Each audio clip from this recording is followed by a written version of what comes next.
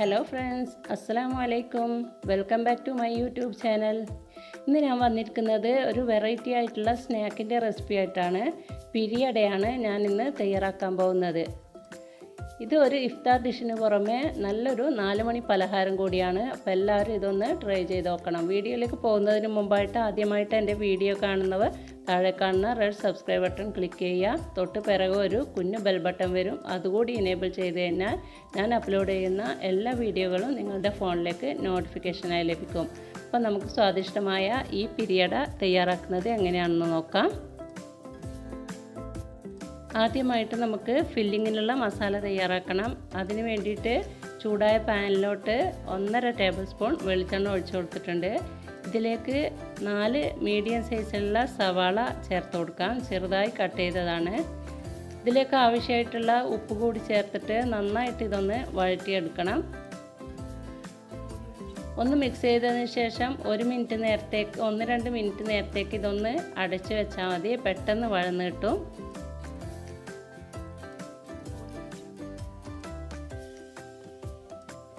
ഇപ്പോൾ സവാള നല്ലവണ്ണം വഴന്ന് വന്നിട്ടുണ്ട്.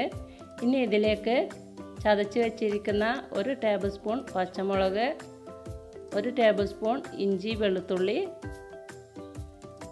അല്പം കറിവേപ്പില ഇവ ചേർത്തിട്ട് നന്നായിട്ടൊന്ന് മിക്സ് ചെയ്ത് കൊടുക്കാം.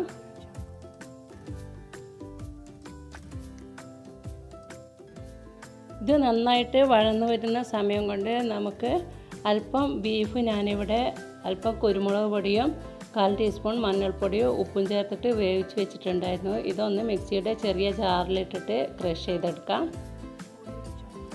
ഇപ്പോൾ നമ്മുടെ സവാള നല്ലവണ്ണം വഴന്നു വന്നിട്ടുണ്ട്. ഇനി ഇതിലേക്ക് മസാലപ്പൊടികൾ ചേർത്ത് കൊടുക്കാം.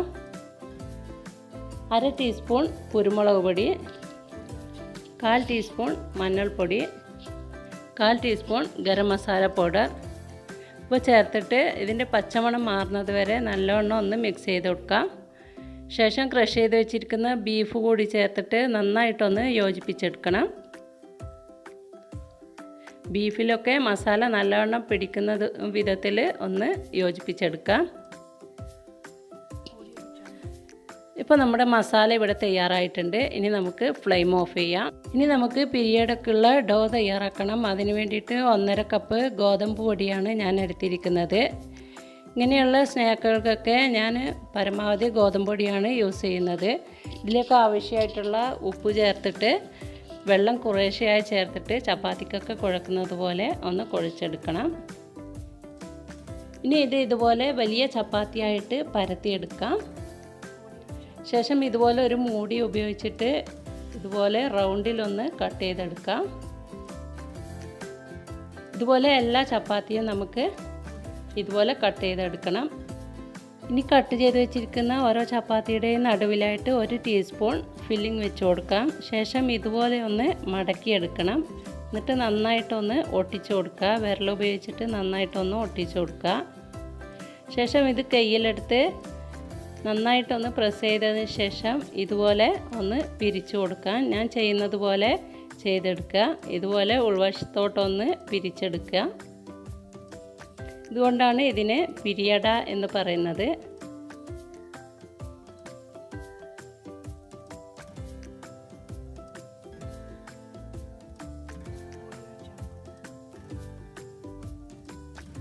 ഒന്നുകൂടി ഞാൻ കാണിച്ചു തരാം. നന്നായിട്ടൊന്ന് പ്രസ് ചെയ്ത് കൊടുക്കുക. ശേഷം അടിവശത്ത് നിന്നും മുകളിലേക്കായിട്ട് ഒന്ന് പിരിച്ചെടുക്കുക. ഇത് അധിക പേർക്കും അറിയായിരിക്കും, എങ്കിലും അറിയാത്തവർക്ക് വേണ്ടിയിട്ടാണ് ഞാൻ കാണിക്കുന്നത്. ഇതുപോലെ നമുക്ക് മുഴുവൻ അടയും ഉണ്ടാക്കാം.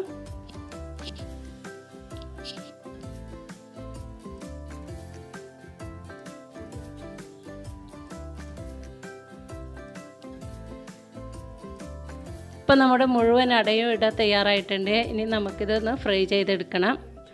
അതിന് വേണ്ടിയിട്ട് എണ്ണയോട് ചൂടായി വരുന്നുണ്ട്. ചൂടായ എണ്ണയിലോട്ട് ഇതുപോലെ ഇട്ടിട്ട് നന്നായിട്ട് ഇതൊന്ന് ഗോൾഡൻ കളറാകുന്നത് വരെ ഫ്രൈ ചെയ്തെടുക്കാം.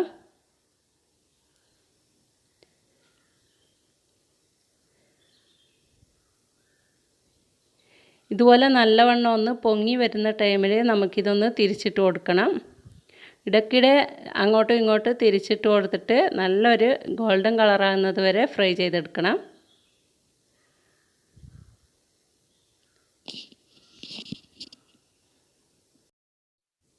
അപ്പോൾ നമ്മൾ ഇതുപോലെ ബീഫിൻ്റെ മസാലകളൊക്കെ തയ്യാറാക്കിയിട്ട് ഫ്രിഡ്ജിൽ സൂക്ഷിക്കുകയാണെങ്കിൽ ഗസ്റ്റൊക്കെ വരുന്ന ടൈമിൽ പെട്ടെന്ന് ഇത് തയ്യാറാക്കി കൊടുക്കാൻ പറ്റും.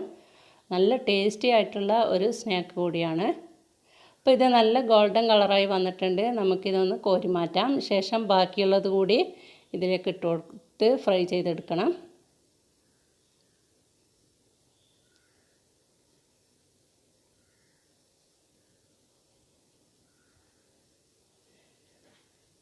ഇപ്പോൾ നമ്മുടെ മുഴുവൻ പിരിയടയും ഇവിടെ തയ്യാറായിട്ടുണ്ട്. ഇത് നമുക്ക് എണ്ണയിൽ നിന്നും കോരി മാറ്റാം.